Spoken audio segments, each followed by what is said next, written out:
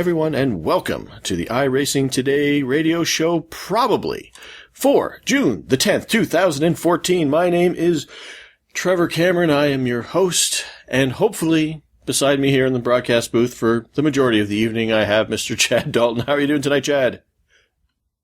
Oh, I'm doing just fine. He responded. He must have heard me. I know. So this is going to be quite an entertaining show, but not necessarily for you guys out there listening, because it's going to sound so crystal clear and perfectly in HD, if that's possible with audio. But for Trevor and I, we're going to go from sounding normal to robots to sounding like motocross bikes to being in a tunnel. Well, in all fairness, I was attempting to make a motocross bike sound when that happened. So okay, but well, you did a pretty good job. So here's the scoop. In the essence of full disclosure, ladies and gentlemen, I am on the top of a mountain in the middle of the woods in a national park with internet bears, and who probably have better internet than me. So there's no video this week, because he's in a tunnel now. we can barely get the voice working, over Skype. But fortunately, the way we record the show, we don't actually need the internet to actually record. We just need the internet to actually, hear each other and converse with one another. So this show may end up weird because Chad and I may end up not being able to hear each other for long periods of time. So, but you know what? We're dedicated to get the show out to you guys, no matter what it takes. We may end up talking over top of each other at certain points without even realizing it. Absolutely true. Or my personal favorite, when we were setting up for the show, when Chad was talking, he cut off mid-sentence. Meanwhile, he was still talking, and then the internet caught up. So it went, hey, so the thing about this is, and there was a giant pause, and he went, as all the words came out all at once.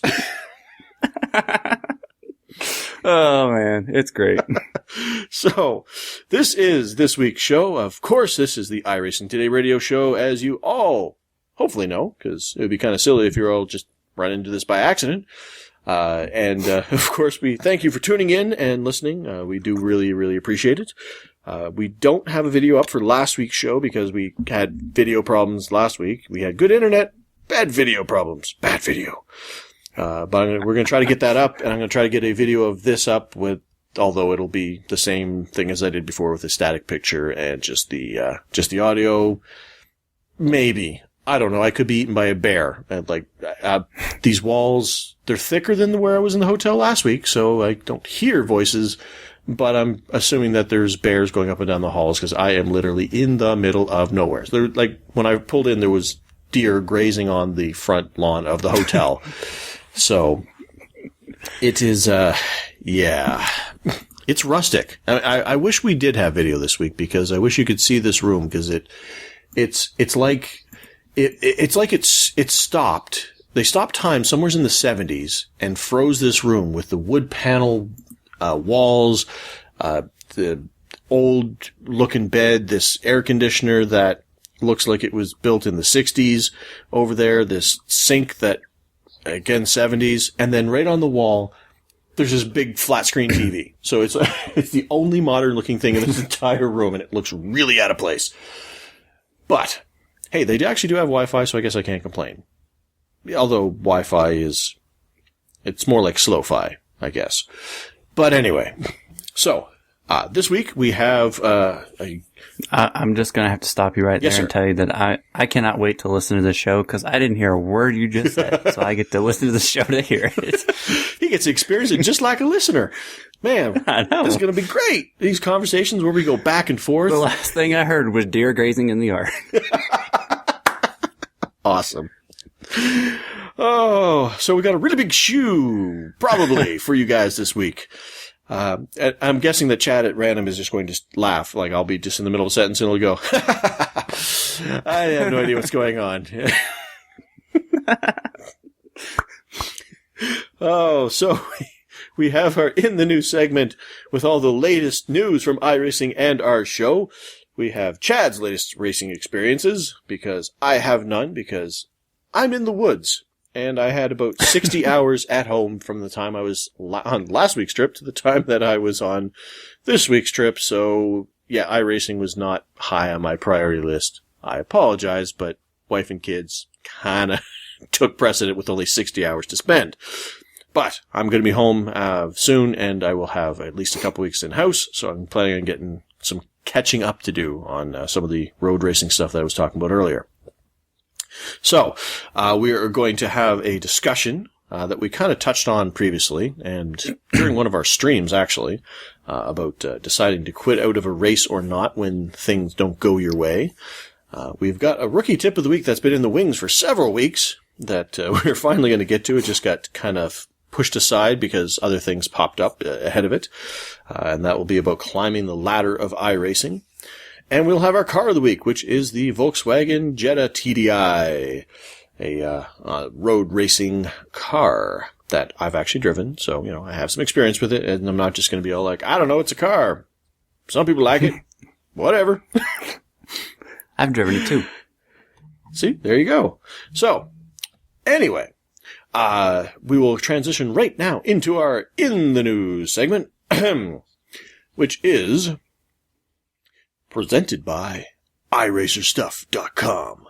iRacerstuff.com is a website dedicated to the iRacing motorsport simulation.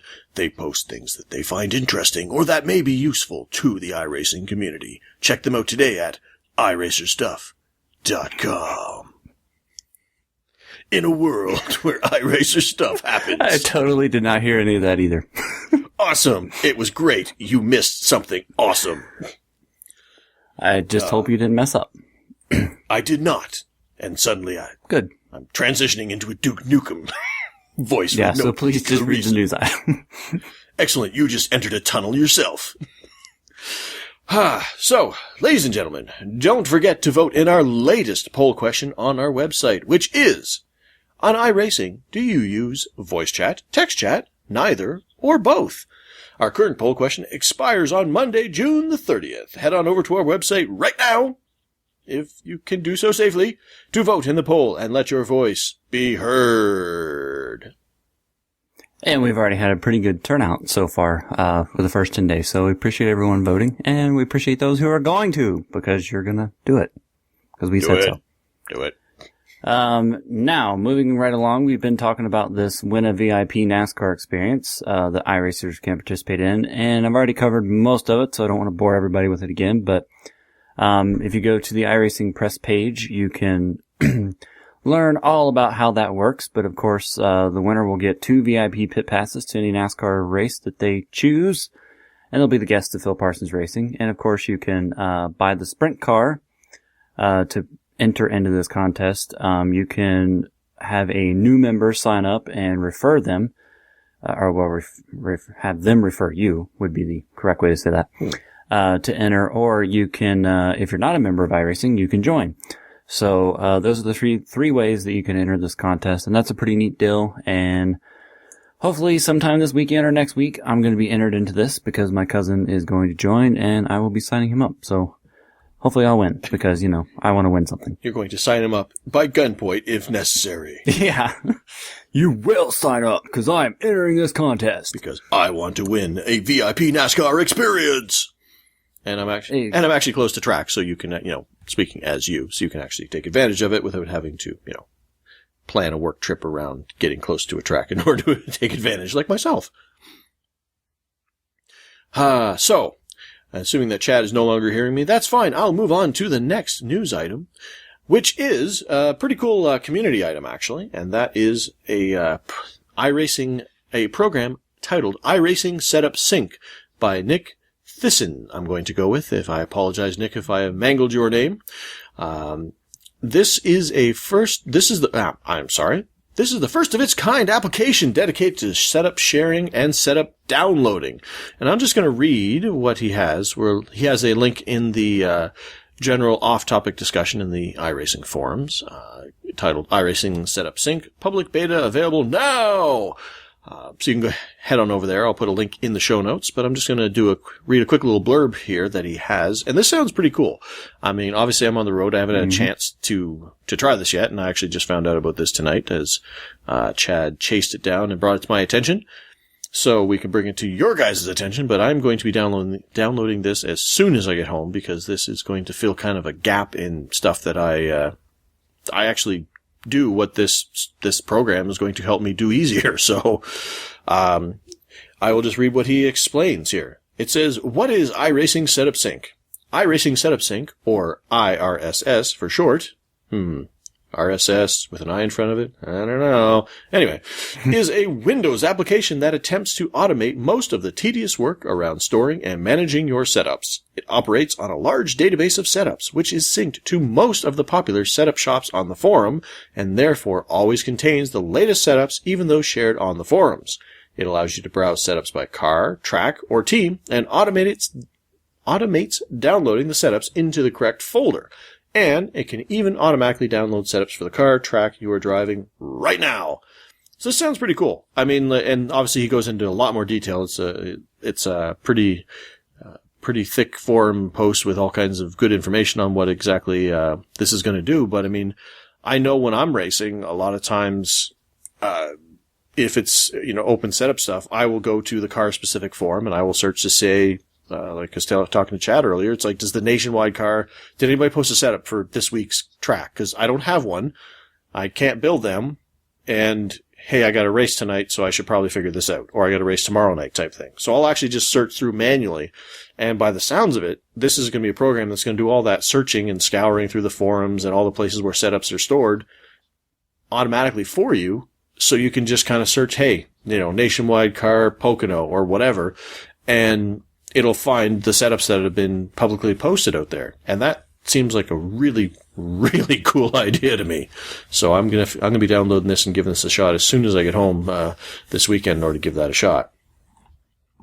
Yeah, this does sound like a really neat program, and I haven't gotten to try it yet, but I do plan on, downloading it, as soon as I get home, even though I'm already home. But anyways, so I don't know when I'll download it, probably tomorrow or Thursday. But yeah, I'm gonna try it out and see, what all the fuss is about, so to speak, because it does seem like a really neat program that Nick created.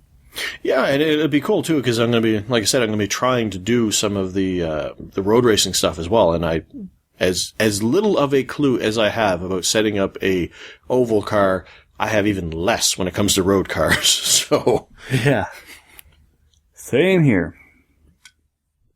So I think that'll help that journey for, both Chad and myself. So great. I mean, I haven't had a chance to try it yet, so I can't say great job, Nick, as far as, how well it works out. But I mean, we say it over and over and over again. We just love when people in the community just do stuff and give back and just help other racers get more out of the experience. I mean, iRacing is so much richer for the fact that people take their time to do extra stuff for other people. I mean, it just makes the whole experience that much more. Because, I mean, imagine if iRacing, as much as we have fun on this show and we rag on, some of the people that meet in the forums and stuff. But I mean, imagine if iRacing had no community. Like, let's say it was just, like some console game where you're gonna, you just plug in and you just, you hit race now and you just go race with some strangers and then you shut off your console and you move away. Like,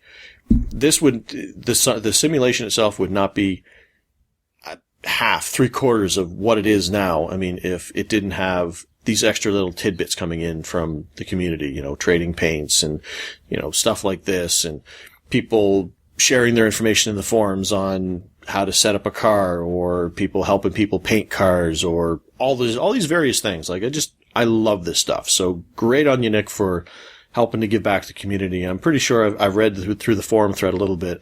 It sounds like this is something you do on a regular basis, is do other things for the community as well. So, yeah, he's done a few other decently big things. One of the things that he's done is he's created a little application that works for Android phones, to do a format to where you can easily access the iRacing forums. And I wish he would do one for Apple, which I know is a little bit more difficult probably, but still, that would be awesome. He also has a friend list application, which just runs on your desktop and actually works a little bit better than the friends list that we have within the members site. And I was even tempted to download it, but I don't really know if I need it per se, but it's pretty neat. It tells you when people come online, offline, when they jump in a room. It brings up like a little notification. So that seemed like a pretty neat deal. But the one that I'm actually probably going to try is his PM tool, which allows you to send a private message within iRacing on the forums to multiple people at one time, which is, I think, pretty cool because there's been some times where I've kind of needed that. So I'm going to try that one out probably soon. And see how that works. Excellent. So I was going to say, I mean, another good thing would also be that friends list thing. That sounds like the perfect tool to stalk Chad and myself. I mean, just have nobody else, no other friends, just Chad and me, and then just have that running in the background. And then as soon as we come online and jump into a room, boom, it just pops up on your desktop, and you go, there they are, get them. Yeah. Well, I don't want to be gotten, but okay. It does seem neat. I just kind of researched. I actually even thought about trying it, but I don't know. I have like over 100 friends, so I don't want to be, bing, bing, bing, bing, bing, bing, bing, bing, all the time. iRacing is now online. It's like, yeah. But anyways, so that is definitely cool, and so hopefully we'll both get to try that out soon, and maybe report back next week on what we think about it. Yep. So now, here's something that involves you listeners of the show. So, pay attention. Not that you weren't before, but you need to now. Yeah, you weren't you were paying kind of attention before. You were driving down the road and you're thinking about what you're going to do at work today, and you just kind of this information just kind of osmosis, just kind of going into your brain. Well, now's the part where you pay attention because it requires some interactivity, maybe on your behalf. Yes. Last November, we did a little something with fans of the show that we thought was a pretty cool idea, and it took us forever to schedule it, but we finally got to do it. And that, of course, was the iRacing Today radio show fun races, where we did a race at a road course, which was the Mazda at Lime Rock, and then we did the truck at Daytona. So those events, everybody that came seemed to really enjoy them, just from the feedback we got, and of course we gave away a cool prize, and we would like to do those again. Especially now that lately we've had some more interactivity with some people, and our show is continuing to grow and strengthen in its own self. So in its popularity and listenership. Yes. So we are going to toss this out on the table. We don't have a set date yet, but you guys maybe help us with what night of the week that you would prefer it to be on. And if we get enough people saying that, then maybe we can kind of pull into a night that seems to work best for everybody. But last year we did it on Saturday, which seems to be a good day for me and Trevor, and obviously we both want to be there so we can participate. So we're going to do oval and road again, just like last year. A couple of short races. They'll be fixed setup just so nobody has to worry about having a setup, and we can just jump in and have fun, because that's all it is about having fun for these races. So one idea that I had for this time around was for the oval race, we could do the big Charlotte track with the street stock, because both are free, so there's not an excuse not to show up, and that's actually kind of fun if you've never tried it before. If you have tried it, then you know what I'm talking about. So yeah, it's funner than you think it would be. Yes, it is. That's just a suggestion. It doesn't have to be that, but I was just thinking that would be fun. So, and the other thing I was thinking about was I forgot which road car it was, but going to Okayama for the road course track, but I forget the car that I was thinking about. But anyways. Well, I'm, so, you know what? We haven't discussed this, but you know what I'm thinking? I think we should do the Spec Racer Ford at Okayama. Well, there we go. But basically, the interacting part with you guys is to send us what car track combo you would like to race. And again, we'll kind of do like a little polling thing if we see a trend of the same car and track showing up. And we'll go there and do that. So send us your emails, send us your tweets, send us an iRacing private message. Use the PM tool to send it to both me and Trevor at the same time. There you go. Or send it to feedback@iRacingTodayRadio.com. There you go. So anyways, just wanted to toss that out there. Yeah, absolutely. And like I said, I mean, and the other side to that too is the fact that Chad and myself have gotten into this whole streaming thing. So, I mean, not only will we have a fun race with some listeners out there, we'll also create some more content for the people who can't make it, or the people who want to listen, watch back to that race and say, hey, so how exactly did Trevor end up on that hill in the grass over there? Oh, that's what happened. Because, well, I'm sure we'll both attempt to stream our own races at that time as well, or the same race, but from our own perspectives.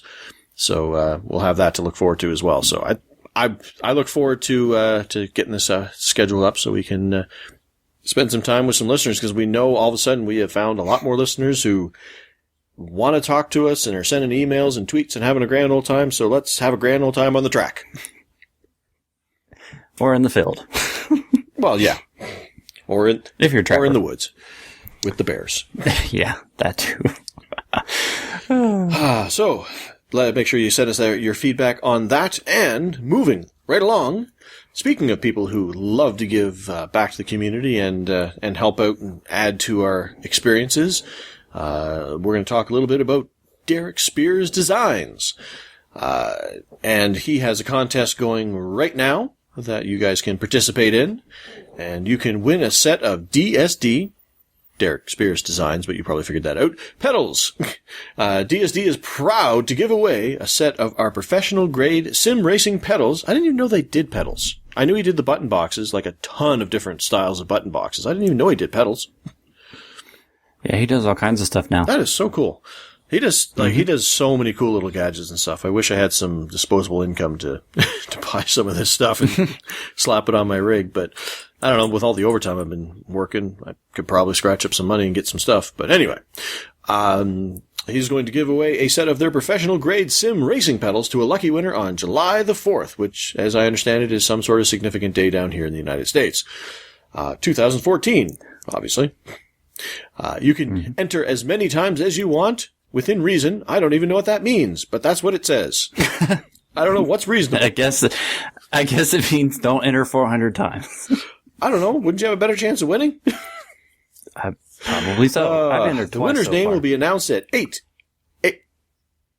See, I haven't entered at all because I didn't know this contest existed, but I'm totally gonna. So, the winner's name will be announced at 8 p.m. You need to. Would you shut up? Although you probably can't even hear that I'm talking, so I guess that is being moved for no reason. The winner's name will be announced at 8 p.m. Eastern Daylight Time. I don't know if that's true or if it's standard. I don't know. Eastern Time, U.S. Well, Eastern Time isn't exclusive to the U.S. Did you write this? No, I copied and pasted. Because we have Eastern Time in Canada, too. I mean, it's in French, but the U.S. is more. The U.S. is more important. The name will be announced at 8 p.m. Eastern on Friday, July the 4th, which is the American Independence Day, which I obviously joked about earlier, mentioning that there was an important day. We have Canada Day on July 1st, But now here's the key part. Oh, okay.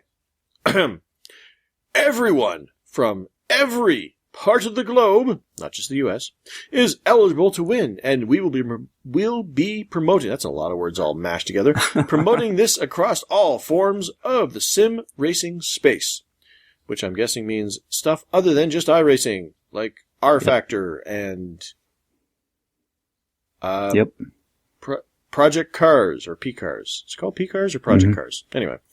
I don't know. To enter, you will need to hit up. Yes, I turned into Tarzan. To enter, you will need to hit up the DSD site and submit your name via the form. You will receive an email confirmation when you have submitted your name. And I've entered this contest before, and that totally happens.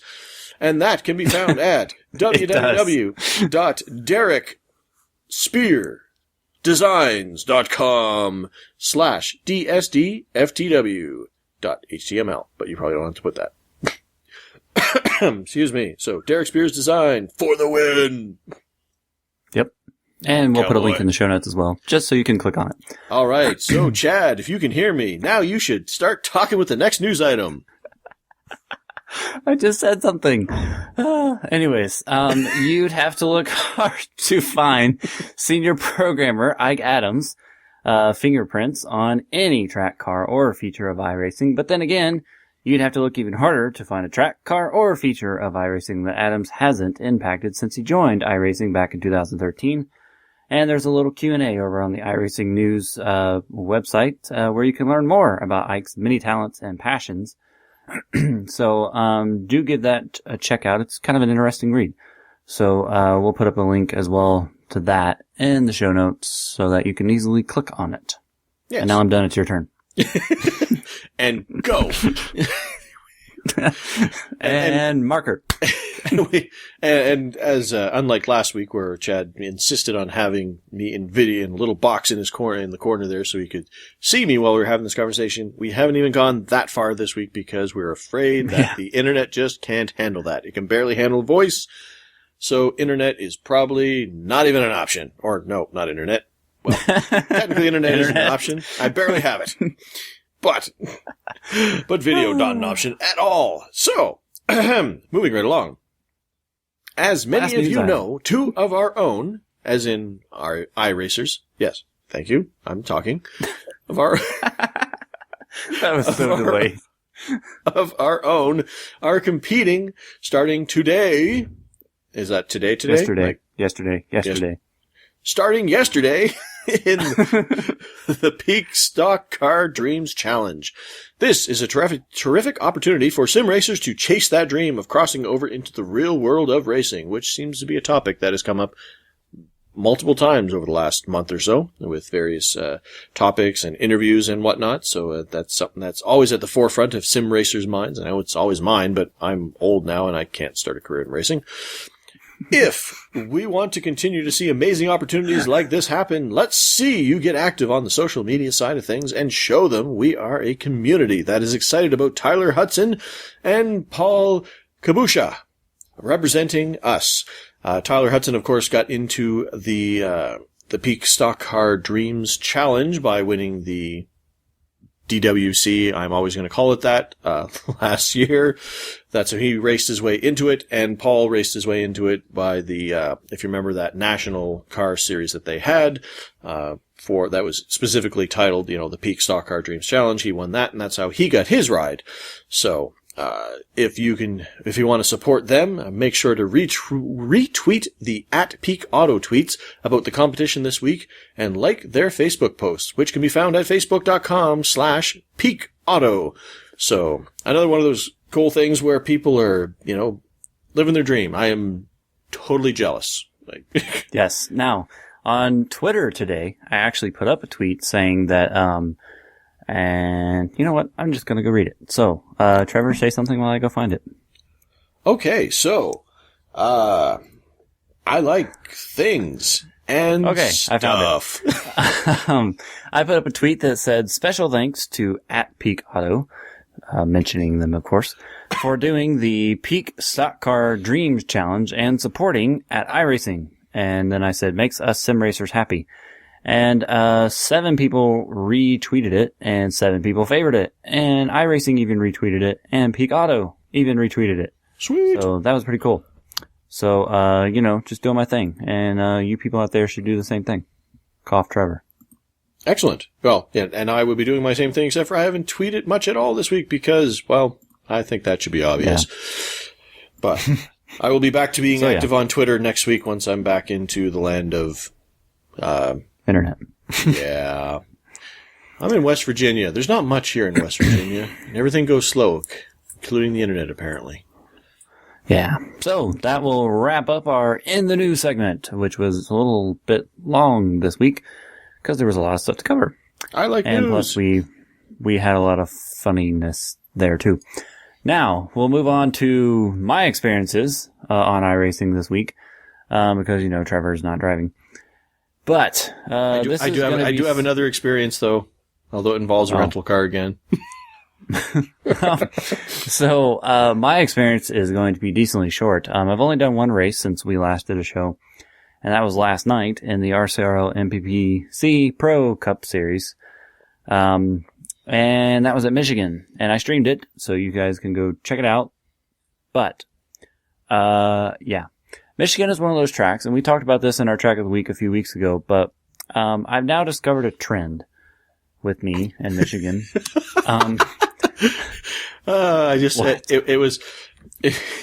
You went really fast, you went, I've never discovered, and then just, there's this pause, and just went, trend. I think it wasn't, I've discovered a trend. I discovered trend. Well, anyways, and my trend is that, Michigan is a lot like Richmond for me, where some days I have really good races and some days I have really bad races. Well, last night was one of the nights where I had a really bad race. So I was really excited about that race because last year in this RCRL series at Michigan, I did not get to practice because I was sick, and I signed on like 5 minutes before the green flag, ran 2 laps, qualified, and was just massively slow. And I was disappointed in myself for doing that, but I guess I couldn't totally have helped it because I was sick. But this year, I was not sick. I made it a point to sign on early to get some extra practice, and was actually really comfortable in the setup. Setup was fine, not loose, not tight, and I was actually pretty quick on the charts as well. We were running some ridiculously fast lap times because the weather was a little bit cooler, and so the grip levels were up, and I think I entered like 2:15 into turn 1, like every time. Whoa, dude! Which is kind of fun. So, yeah, we were definitely flying around there. Yeah, we were flying. I don't know. I've given up on my own thought. we were going fast. I can't even think it was so fast. So anyways, I qualified in 6th, which I was pretty pleased with, but now I've determined that 6th is my curse. Because last week at Pocono, I qualified 6th and then missed the grid. So I started 32nd. This week, I started 6th and actually did start in 6th for about 5 feet. The green flag, dropped, and the front row went, then the second row went, and then my row started going, and I took off really well. The guy on the inside of me took off pretty well, but then started spinning his tires, and so he got really close to me, which kind of made me have a mini heart attack, but I knew he wasn't like completely wrecking, so it was okay. But then about 1 second after that, and I don't know if it's because I took my eyes off of what I was doing, because I thought I was good to go, because I had gotten a good start, and I was looking at him to make sure he wasn't going to, clobber me in the side. I don't know what happened, but suddenly I just went into all-out wheel spin, which has never happened to me at Michigan in my entire life, and didn't even happen the rest of the race last night, but this one time. And I took a dead right turn into the wall. And fortunately, it did not completely destroy my car. And then the odd thing about it is about 5 other people did the exact same thing that I did. Except only one of them completely crashed and the caution came out. So I got to fix, I had a minute 50 of repairs, did not get the meatball flag though. And I was fortunate enough that I got to fix all of that, but there were 37 cars in the field, so I had to go all the way back to 37, after being in 6. And the only thing, I got all the damage fixed, but the depressing part about it is that even though the car was fixed and there was still a little bit of damage, there wasn't that much. I lost a lot of straightaway speed.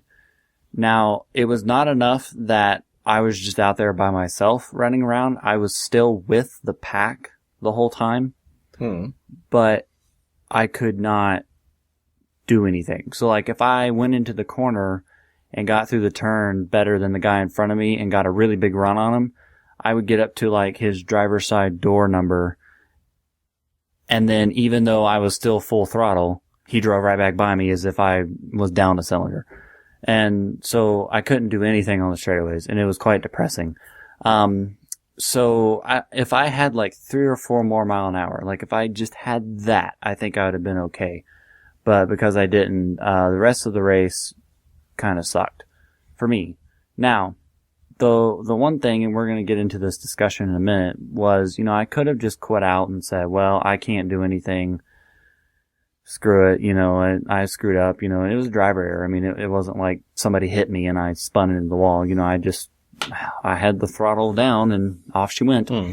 But I decided to stick with it because I could kind of tell that the race, there were going to be some guys who were going to wreck out, and we were running really close to each other because it wasn't like a draft lock type race like I've talked about before, but it was decently close to that. So I kind of figured, okay, if somebody's going to wreck, the odds of them taking a few people with them are going to be pretty high.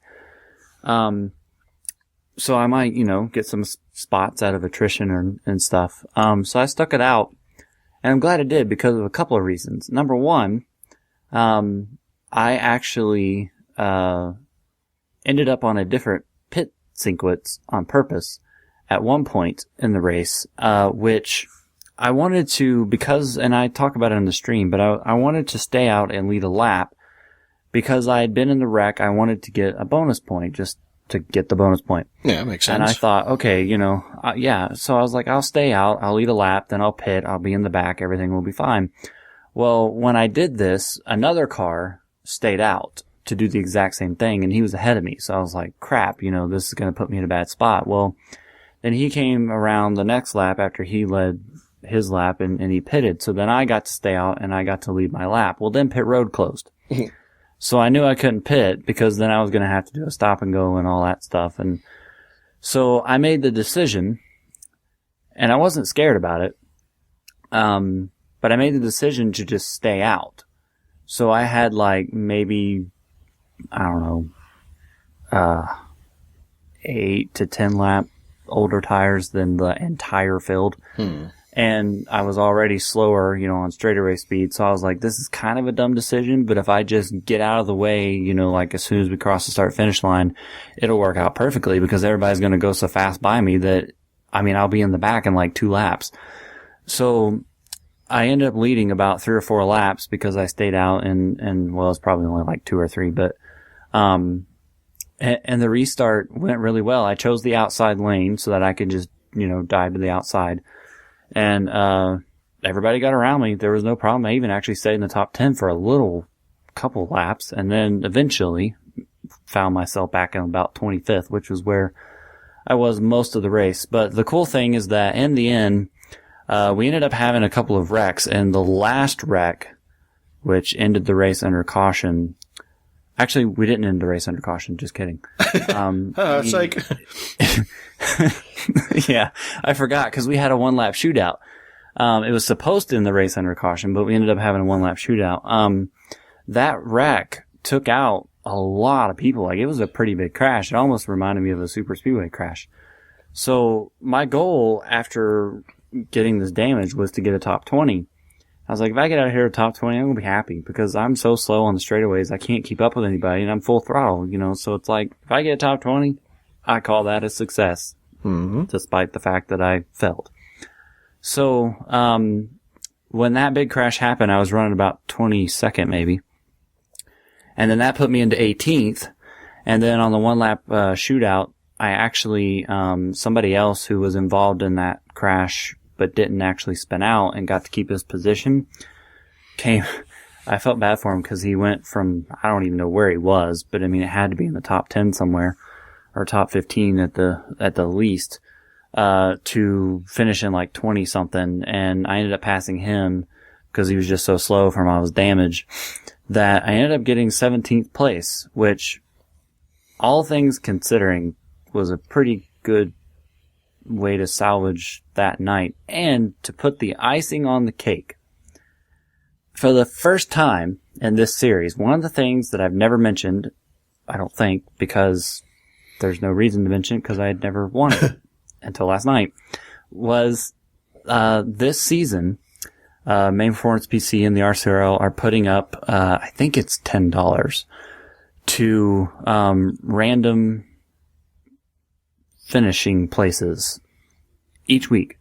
So like 2nd through 9th, I believe it, or 10th, get 2nd through 10th get a certain money, and it's a random number each week. And then 11th through 20th get money, and it's a random number through each week. And I'm pretty sure both are $10. And I had never won it. I've always been like one number off. Like, there's been like 2 straight weeks where like I finished in 3rd and the guy in 2nd got it. And then I finished in 4th and the guy in 3rd got it. And it was like, you know, I was always like 1 spot off or something. But this week, and I told David, I was like, this is the perfect week if you were going to pick the number where I finished to do it, because I had a dismal race, but the number was 17. And so I ended up getting the money, which I haven't gotten yet because David hasn't sent it, but he's supposed to send it tonight. Slugger. So yeah, I know. So like, I was really thrilled because, I mean, that helped. So, I mean, if you're going to have a sucky race, you might as well win some money. You might as well get $10 for your efforts. Exactly.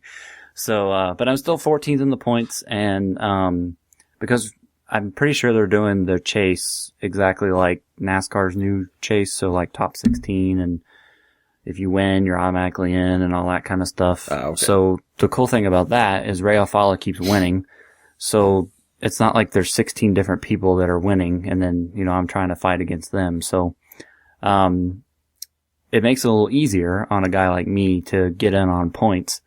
So, and I'm not going to race next week, because I won't be at my computer.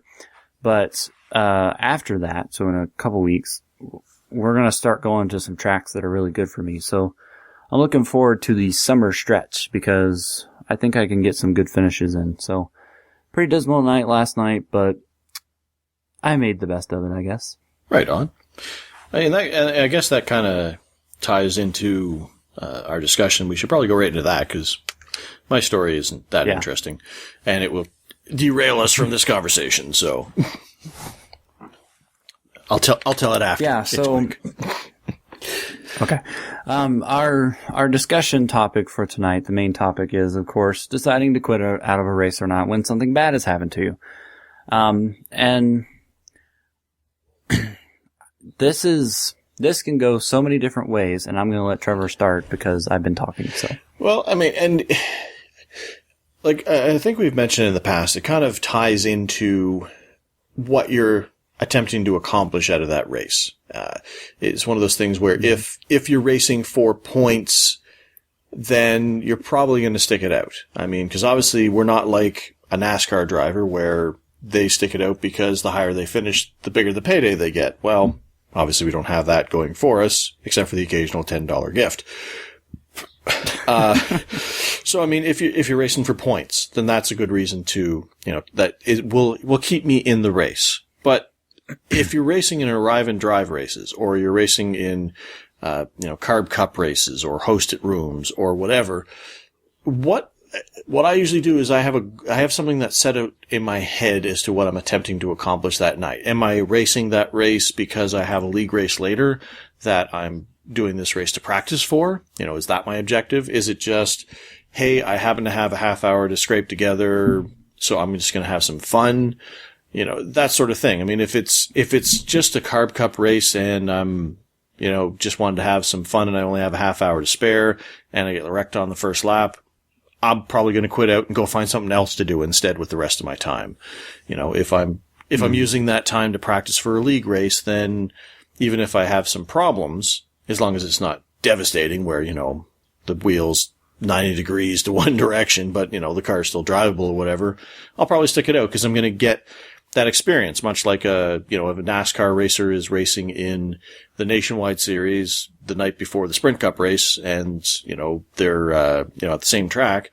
They're doing a lot of that. A lot of times they're doing that to get experience that they can tie into their main race the next week. So I'll stick it out if it's something like that.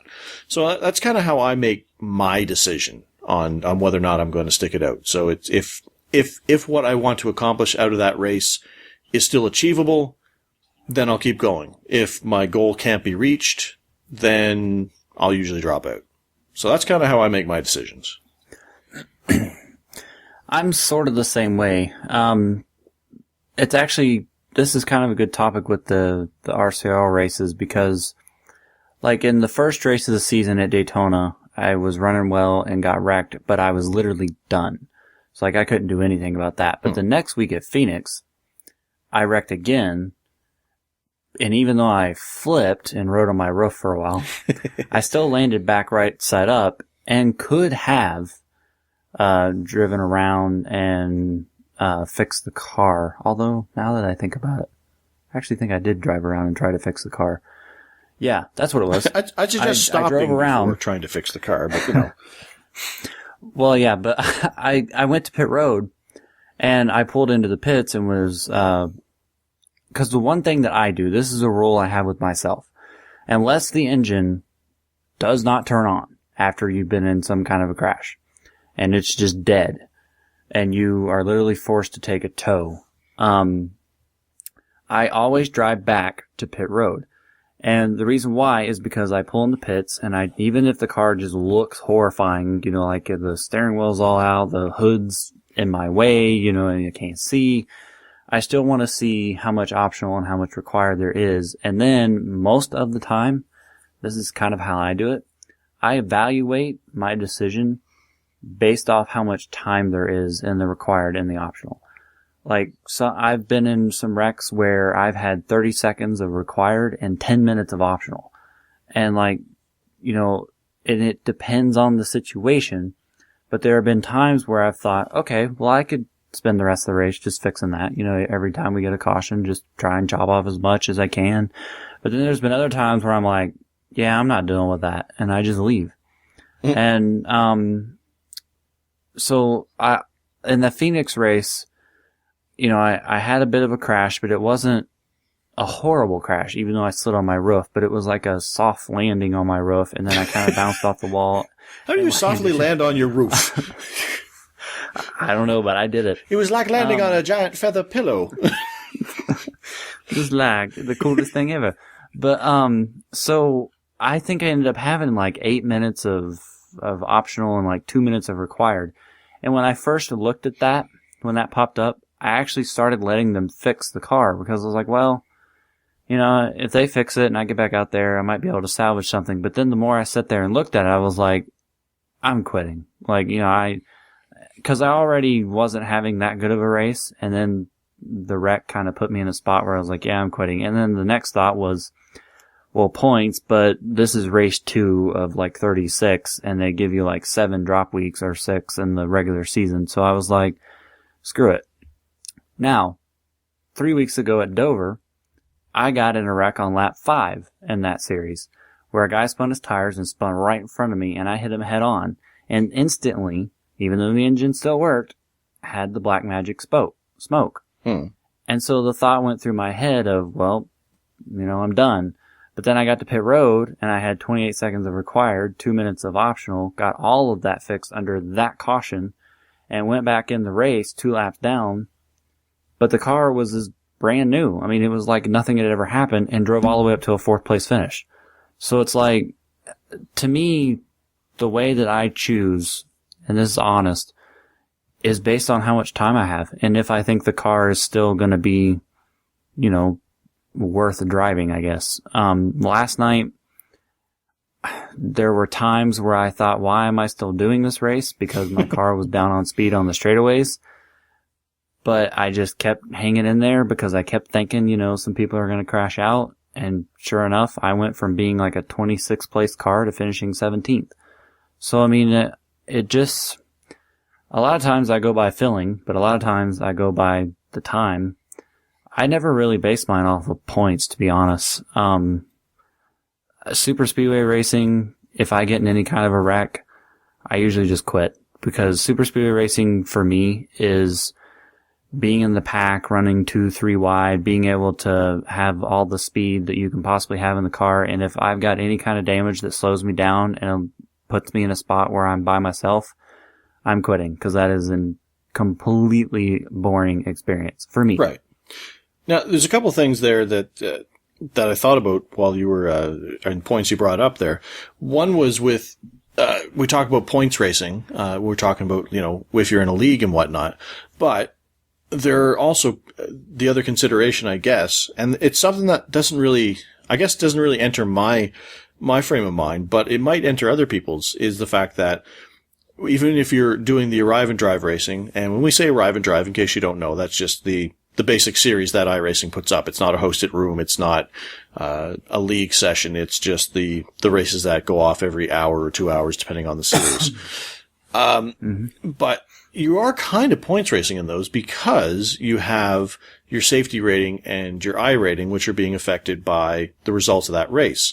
So, for example, if you were attempting to advance your license, and you need to get a higher safety rating in order to do that, and you get into a wreck on lap 1, but your car's still drivable, the way that safety rating is calculated out, it's based on, corners per incident, I think it is, or it does some other formulations in the background and whatnot.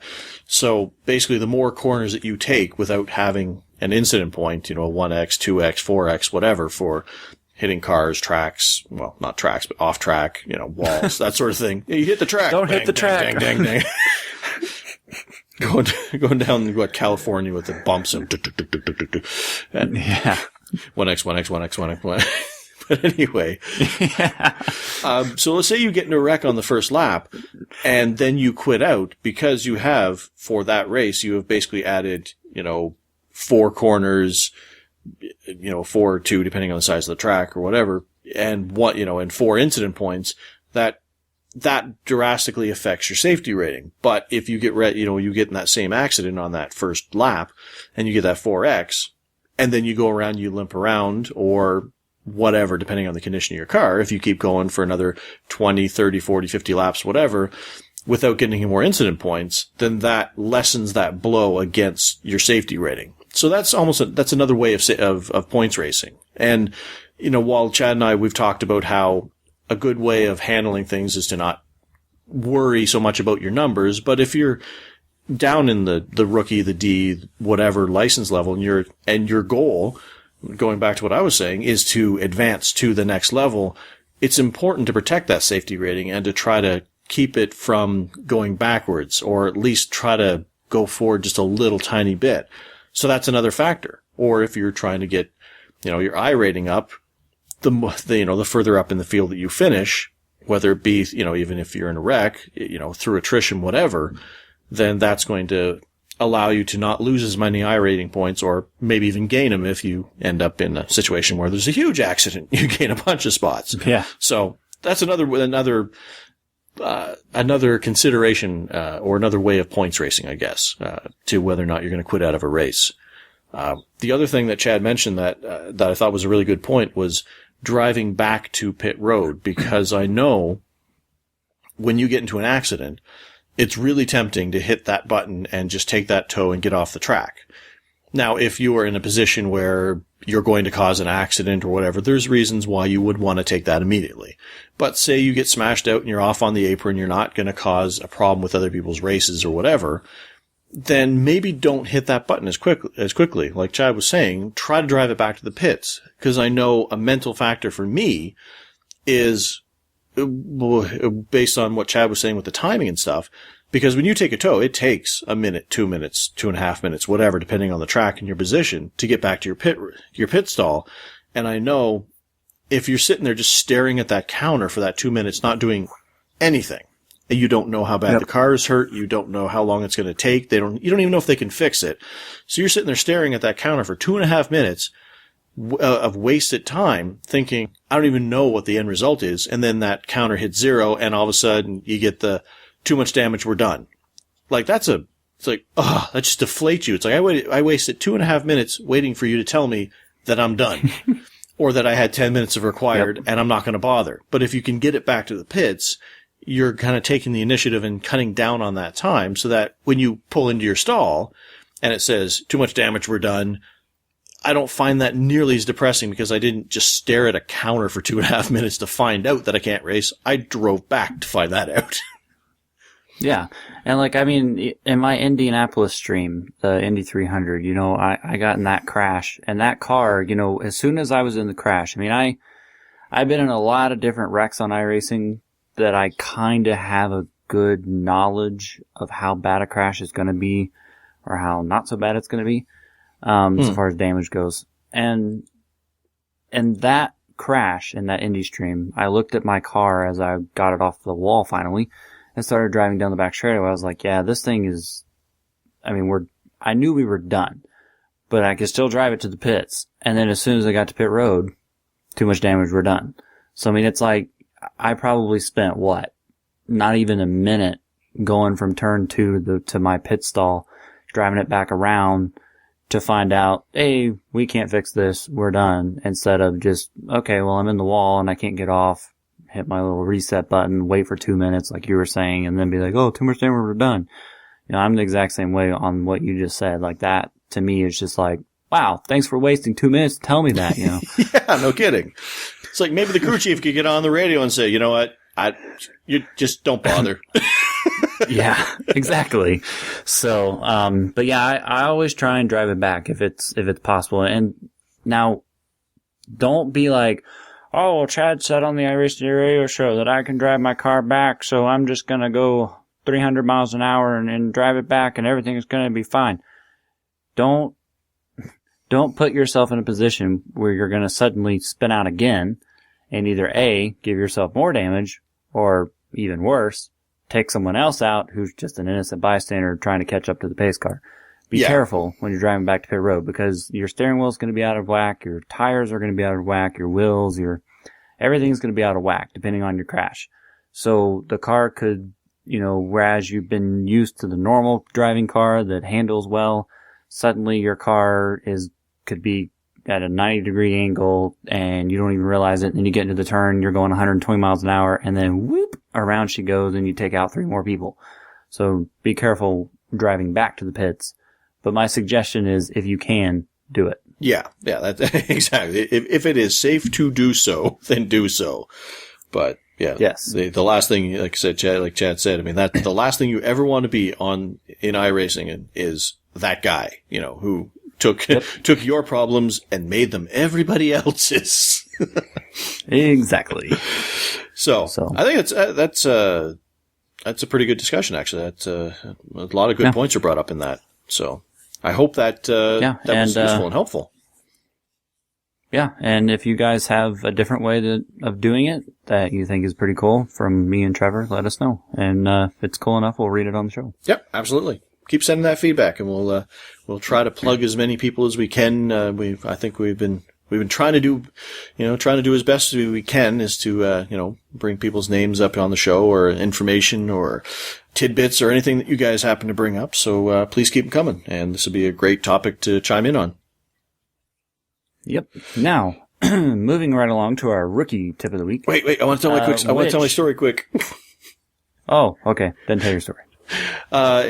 People who listened to last week's show know that when I got to the last airport, I ended up finding a Chevy Spark in the stall, and I was looking at the stall number, and it's like, oh man, not this. A Chevy Spark is a very, very, very, very, very tiny car. And in Chicago, where it was really windy, man, the wind just wanted to throw that car off the road at every turn. It was a horrible experience. So anyway, I got to the airport this time. This is my driving experience, of course. And I get there, and normally, because I'm a Hertz Gold member, they have there's a wall with your name on it, and it tells you what stall to go into. Well, it wasn't on there this time, so I went into the booth. It's like, okay, name's not on there. Gave him my name. He gave me my little rental agreement, and he said, and he looked at it. He said, okay, you're in stall 86. I said, 86? He says, yeah, just down there. It's like, okay. So I went down, and I looked, and I came down, and I got to stall 86, and I did the same thing I did with the Chevy Spark, where I kind of looked at the stall, looked at it from different angles to make sure this was really stall 86. And I look at it, it's like, no, this is the stall. And I look down at the car, and sitting there is a 2014 bright yellow Chevy Camaro. It's like, man, it's like, is this making up for the whole Chevy Spark incident? Is karma finally coming back and saying, you know what? We're sorry about last week. Have this car instead. Oh, that's cool. And I'm looking at it, I was like, man, I don't know. I was like, this can't be right, because that wasn't what I had reserved. I mean, I reserved whatever, mid-size or whatever. It certainly wasn't this. It's like, I would love to have that, but it's like, oh. Yeah. So I look at my rental agreement. It's like, okay, somewhere's on here, it's got to tell me what the car is so I can, confirm. What if it says Camaro, if it says yellow, I don't know. I'm getting in this car. So I look down at it, and I look down. It's like, oh, there it is. It's like Corolla. It's like, well, I'm not much of a car guy, but this is not a Corolla. And the way definitely not. The Hertz agreements are written, your name and stuff is written down the side. So it's kind of a pamphlet, almost like a map shape kind of thing, and it's written down the side. So I look at the number where it had the stall number, where you saw 86, and I looked at it, and it's like, huh. And then I flipped it upside down, and it said 98. And I walked down to stall 98, and there was a white Toyota Corolla, and it's like, oh. Oh, that's hilarious. But it's like, man, oh, I should have just got in the car and just drove away. I mean, they would have checked my name and said, oh, well, you do have a rental agreement, so I have at her. I mean, I don't know how much extra it would have cost per day, but it probably would have been worth it. Yeah, that'd have been cool. So, anyway, moving on to our rookie tip of the week. Yeah, is climbing the ladder of iRacing. And there's one thing that I specifically want to say about this, and then Trevor and I can kind of discuss it a little. When I joined iRacing, and technically I joined it officially, anyways, not technically, I officially joined it in December 2009, but when I really got interested and into iRacing was February of 2010. And I don't remember how I heard this. I don't know if it was like an Inside Sim Racing show or some kind of an iRacing TV show, or it might have been an iRacing TV tidbit, but one of the drivers, and I don't remember his name either, but one of the drivers who was racing in the top series on iRacing at that time, I believe he's on the oval side, they were interviewing him and just asking him, questions, about sim racing in general. And one of the questions they asked was, what is a tip that you would give to a new person on iRacing? Well, I'd listened to all of his answers and all the other questions and everything like that. But when this question was asked, I perked up because I was brand new to iRacing. I was really getting into it and engaging. And his answer has always stuck with me. And it's what I lived by, basically, on iRacing. And the title of this rookie tip is kind of what he said, climbing the ladder of iRacing. But to expand on that, basically what he said was, when you join iRacing, there's, whether you're on the oval or the roadside, doesn't matter what you are, or even if you're both, you have a tendency, you're kind of like excited and you want to jump in and go do this car, then you want to go jump in that car, then this car, then that car, and you want to be this license so you can do that car, and all that stuff, and which is totally natural and we all do it. Mm-hmm. But what he kind of meant with the climbing the ladder was to take your time and plan out your career. We always kind of say career hesitantly because it's like, oh, this is my career, but it's a game, But it really is, it can be a career. I mean, this is a game, but it's a serious enough game that I think we can call it a career. So, basically he was just saying, take your time, learn the cars, learn the tracks, and rank your way up. And iRacing was built that way with the license stuff, where you start off in the smaller cars and the rookie, then you kind of get up a little bit more so far as power and maybe the bigness of the car or whatever. in Class D. Then you get a little bit more power in Class C and a little bit bigger car maybe. And then Class B is a little bit more powerful car. And then Class A is like the most powerful car you can drive. And, the iRacing did it that way because that's the way it works in real life. You don't just start out your racing career in the Formula One car. You have to rank up to it. And what he was saying, and it sounds dumb because you're like, well, duh, that's what you're supposed to do. But not everybody does it. Is start in the lower series, the rookie, learn as much as you can, and don't move out of that series unless you just absolutely hate it. But don't move out of that series until you feel like you've learned whatever it is that you need to learn. And that varies per person. Then go to Class D. Learn whatever it is you think you need to learn, and then go to Class C, and just keep ranking up. And by the time you get to the highest level, you're going to be very knowledgeable. You're going to have seen so many different experiences, so many different ways to avoid crashes, so many different ways to of a driving line at different tracks, and so many different ways that tires wear, and the way the car changes handling wise with less fuel in it versus max fuel in it. You're going to gain a lot of knowledge, and a lot of this stuff is just basic stuff that people miss by not spending enough time in a certain car. And so that's what he was saying, and that stuck with me. And my career, if you go back through and I told you everything about my career, which I'm not going to do now because we're going to run out of time, but I'm just going to do briefly, is I started in the rookie car in the Legend, and then I went up to the late model. And then I went to the Tour Modified, and then I went to the truck, and then I went to the Nationwide, then I went to the Cup car. That was on the oval side, and it's basically the same on the road, but obviously with different cars. And I did that because of what he said.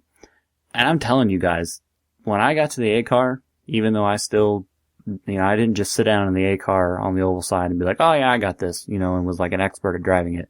I still had to learn it.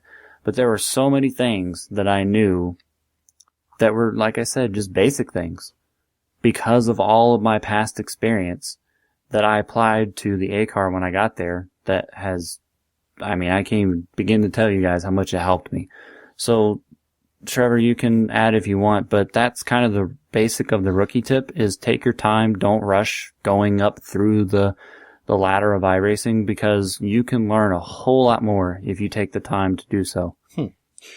Actually, that brings up a great point because when I think about it, we've discussed it over, basically over the entire course of the show and back into my old podcast. I race ovals primarily, and I'm not great. I'm not a great racer by any stretch of the imagination, but I've always mentioned how much I struggle with road. Now, when I think back to how I progressed through my oval, which I'm okay at, it was the same thing as you. I actually did go through the progression. I didn't rush to my A license per se. I did late models, then I did the modifieds, then I did trucks for a bit, and then some nationwide stuff, and then cup stuff. So I actually followed that kind of progression.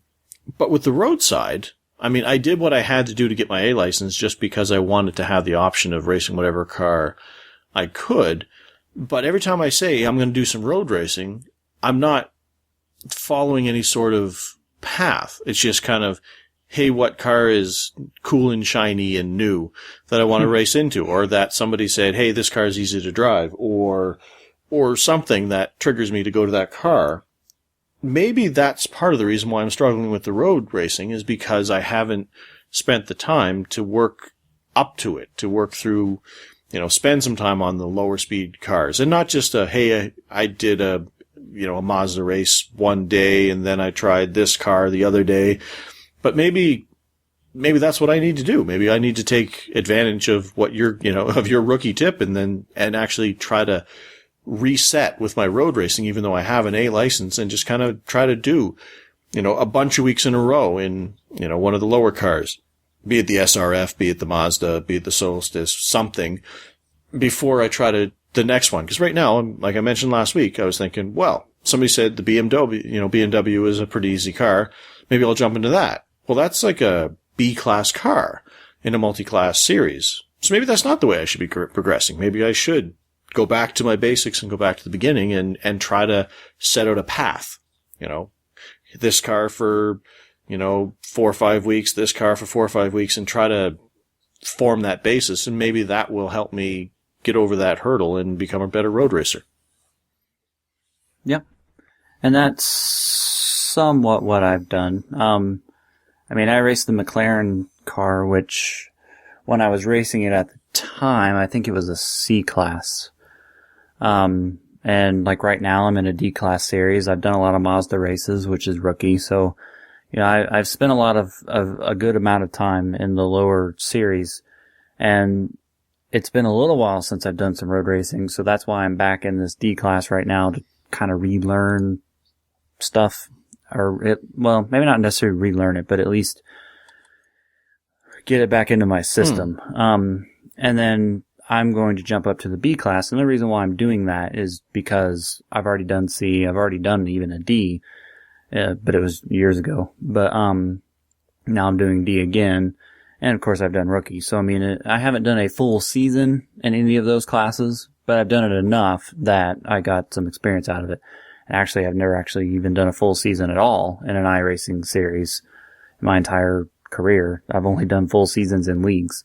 So, that's kind of what I'm doing, even though it's slightly reversed because I went rookie, D, C, now D again, and then B.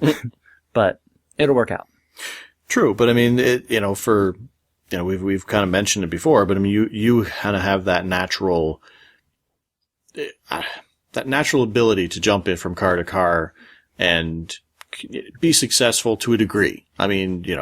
You're not the best racer out there, obviously, and, you're certainly not the best road racer, but you kind of have that ability to just jump into a car and be comfortable instantly, where I don't have that. And I guess I'm trying to emulate that sort of style, and and then I just get frustrated because it's like, well, man, I don't know I'm a horrible road racer. I don't know what I'm doing. And then I stop. So, you can kind of jump around a little more than I can. So maybe I need to take a step back and realize that, hey, I'm not Chad. Yeah. Well, I can tell you one of the reasons why I'm able to do that is because of what I just explained with this rookie tip by going up through there. It all goes back to experience. Like, I have constantly told people who have asked me for, tips or advice or whatever. I don't immediately say, well, here's what Ray Alfala does. He goes down there and he does this in the turn and he does that. I talk about my past experiences because experience is how you get places in racing, mostly. Some of it is natural ability, some of it is talent, some of it is brains, but a lot of it, in my opinion, is past experience. And there are things that I've done in the A car on the oval side, for example, that I learned in the truck. Like, I cannot even begin to tell you how many times that happened, where I learned something in the truck that applied to the cup car. And those things have nothing to do with each other, but I just learned something.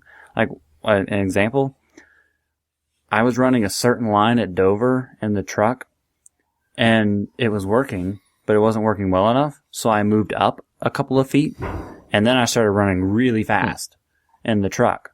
Well, like 3 days later, I was there in the cup car, and I ran the exact same line as I did in the truck, and was really fast again. And I learned that in the truck. So it's just, and that sounds so simple, but it helps a lot. So that's kind of why I wanted to do this tip, because the more experience you gain, regardless of the car, regardless of the series, regardless of the track, it will help you in the long run. Excellent. And we are just full of really cool ideas tonight, aren't we? Yeah, it's a good thing that our internet has. Yeah, no kidding. Probably find out that, we've actually been talking to each other in the past for the last, half hour, and it just sounds like we're actually connecting and talking to each other, in which case we're really not, and there's some sort of space-time continuum that's preventing us from doing so. But I'm just looking forward to listening to the first part of the show. So, moving into our last segment, we're going to talk about our car of the week, which is a road racing car, and it is the VW Jetta TDI, which is, of course, it's a D-class car, or at least that's how the series that it races in the Grand Touring Cup. Races in the... Yep. That's what I was going to say. But I did. Haha. That's good. But this car is not the fastest, hence why it's in the Class D. And I know that, Trevor, you're going to have something to say about this, but when I drove this car some in the past, and I can't remember if I raced... I raced it in some big event one time, but I don't remember what event it was. But I've raced it just in other races too. But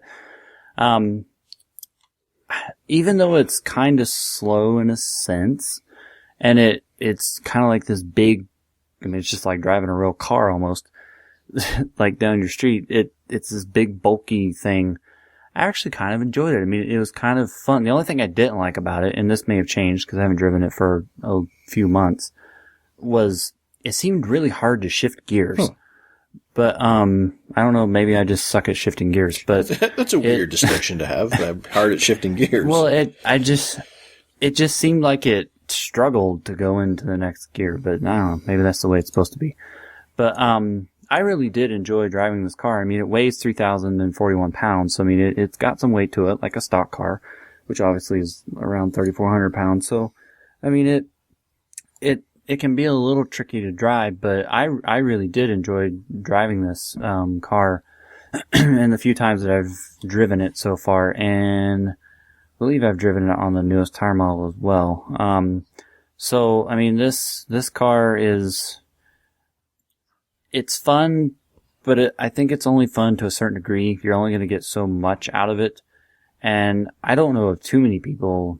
Of course, we could wake up a bunch of sleeping bugs like we did with the our Spec Racer 4. But you know, I don't know of too many people who have been totally thrilled, you know, to be driving this car. But I will say this real quick, and then you can talk about it, Trevor. With this car, we're driving, obviously, a virtual replica of the Volkswagen Jetta TDI Cup Series car, which, in addition to its clean diesel engine, yes, diesel, features a 6-speed double-clutch automatic DSG transmission and an ATE racing ABS system, which, that's a lot of stuff going on in this car. That's all I'm going to say. But, yeah, I don't know why I've struggled with the gear thing. Well, it does, it does have a double clutch transmission. I don't know if that has any bearing. It may, but it just seems like any time that I get ready to shift, it's like I hit, you know, the button to do it, and it's like it struggles to get over there.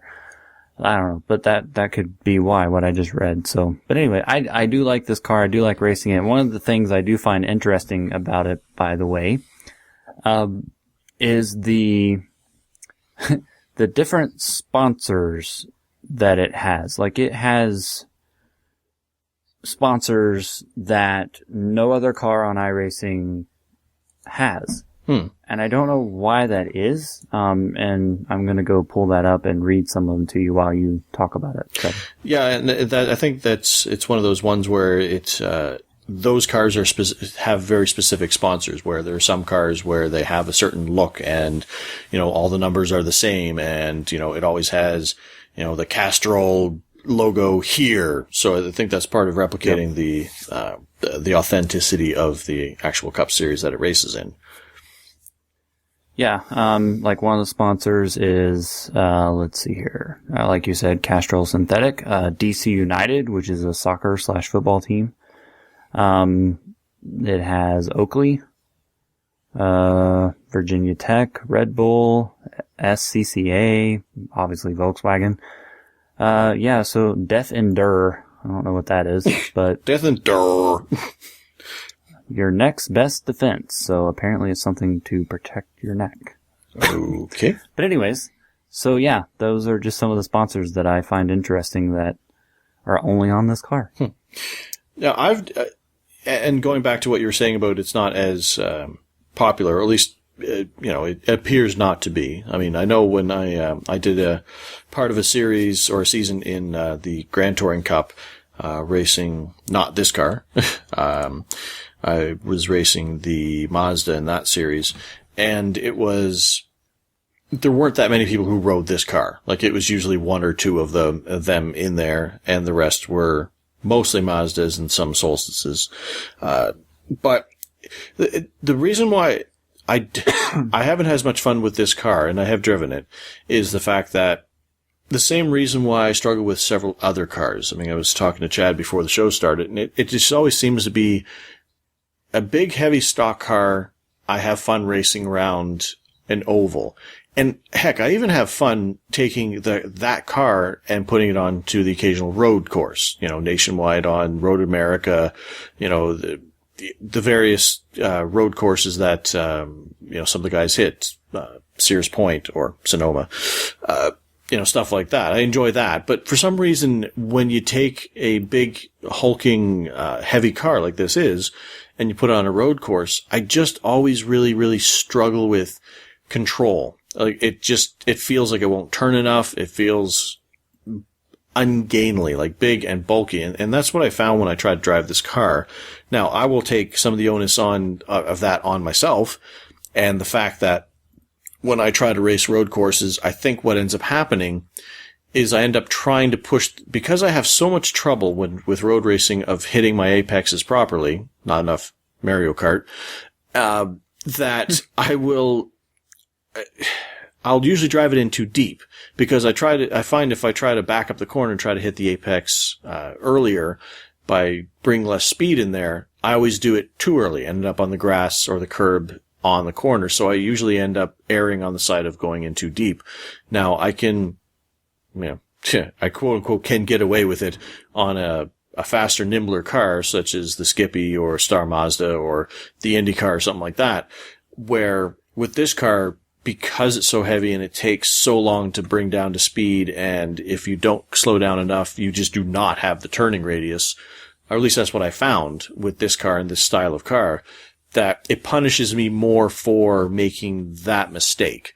So that's why I've had trouble with this car in particular, and that style, like the FR500, the Ford, same thing, drives like a tank to me. Now, maybe the problem is that I should be embracing cars like this and using that as a learning experience, and maybe that will help me to learn to back up my corner better, because with a nimbler car, if I back up my corner and I try to hit that apex with less speed, I'm cutting the corner. I'm getting in the grass. I'm getting off track. I'm whatever. Maybe if I take one of these heavier cars and use that as my learning experience, that because it doesn't have the turning radius, maybe it'll help me to learn to back up the corners and still hit that apex. And maybe I can, like we were talking about earlier, maybe this might be the kind of car that I need to try to ingrain that muscle memory to try to get those corners better, because if I back them up, I don't have the turning radius to send me off into the grass. I'm instead going to probably stay on the track a little better and spin out a little bit less, I'd imagine. So I think I might give this car another shot and try to use it as a learning experience, rather than saying, hey, you know what, I tried it, drove like a tank, because I was driving it wrong, probably. Yeah. Well, why don't we go tackle some Grand Touring Cup? Yeah, actually, I actually had some fun in that series when I raced it, and I do want to do I'm some pretty road sure racing. that's where I drove this car as well. So, in a few races. Let's see, they're at Suzuka this week and Summit Point next week. So, maybe I'll. Oh yay, Summit Point. But yeah, maybe that's what I need. I need to learn how to drive these beasts, and that'll help me learn how to tame the more nimbler cars. And yeah, like I said, maybe I just keep biting off more than I can chew, and maybe that's why I continue to fail. That and the fact that I'm always on the road and can't race as much as I want to. Well, we can change that. What, you get a job? Well, I meant the part about learning the car. Oh. I mean, you could get a new job, but you don't have one, is what you're saying. So, okay, no. That's unfortunate. So that is our car of the week. Yes. So we'll be back next week with a track, and we'll be talking about that. And hopefully if Chad lets me know before the day of the show, then I'll make sure to run some laps at that track. If I haven't already. Or maybe I should just get off my big dumb hands and just, pick something myself and not make Chad do all the work. I don't know. That seems like too much work. Yeah. It doesn't take that long to pick out a track. Well, you do have a list going, I guess you could always share that. Yeah, but I could share it. I mean, it's just a list of the tracks we've done, so we don't accidentally repeat one. And next week will be a road course track, so... So all the more important to actually run some laps on it as opposed to an oval, which would be very likely that I have run some laps on it. Yeah. All right. So look forward to that next week. But we'll also look forward to something else next week that we're not going to tell you because we're going to leave you with a cliffhanger. Yes. Next week, well, spoiler alert, me and Chad will probably be able to hear each other way better because I'll be home. Yes. Excuse me, I guess it didn't turn out too bad this evening, so. No, just the first little part there was a little crazy, but now it's actually been really good for the important parts of the show, which is good because that's what I was worried about. So, but anyways, yes, we do have something behind the scenes that we're going to be working on. We got to put our brains together, but we will hopefully release at least some details next week. Yes. Hopefully, and, or at least give you some information as to where we're going. But, it's a pretty exciting deal that, that's going to be coming up here. So hopefully, make sure you guys stay tuned and get some information on that next week because we're not going to tell you until then. So, haha. But that will about do it for this week. Another jam-packed show. Hope, you guys, I don't know. I feel I've gotten a lot out of tonight's show. So hopefully you guys did too. But a big thanks to all of you out there for listening. Remember, the show is available for download on iTunes and Zune, and we'd really appreciate it if you would go over there to iTunes and give us a review if you haven't already to help us get the word out. The show is also available once I get off and make some, off my butt and get some static photos together to make actually a video available. It will be available on YouTube at my YouTube channel, which is Ratface Productions, and mirrored over on Chad's YouTube channel over at White Knight Productions. So you can watch and listen if you so choose. And hopefully next week we'll be back to doing the video and audio portion because I'll be back in the old home studio. So I'll have all my normal equipment and great internet going. So have that to look forward to. You can check out the website for information, archives, links, and the polls you mentioned on the show over at iRacingTodayRadio.com. You can follow show news through Facebook at Facebook.com/iRacingTodayRadio. And of course, through Twitter, where both Chad and myself are very active. You can have some fun and interact with us, and we usually tell some funny stories or some interesting stuff that's going on. And you can find me over there at iRacingToday, and you can find Chad at It's Chadillac. And please email any questions, comments, and, poll suggestions that you may have to feedback@iRacingTodayRadio.com. And if you had anything to add to our discussion tonight, do that there. And of course, course, feel free to. I was going to say, and track and car suggestions for our fun race. Oh, yeah. Yeah, good job. I had already forgotten about that. And of course, feel free to add myself and Trevor as friends on the iRacing.com members website. I'm Chad Dalton, no numbers. He's Trevor Cameron, no numbers. So easy to search us. And of course, we both have our little profile pictures with our show, so you'll know it's us. I'm now losing my voice, so it's a good thing we're ending this. But until next week, ladies and gentlemen, remember that the race is rarely won in the first turn. But it is often lost there. Good night, everybody.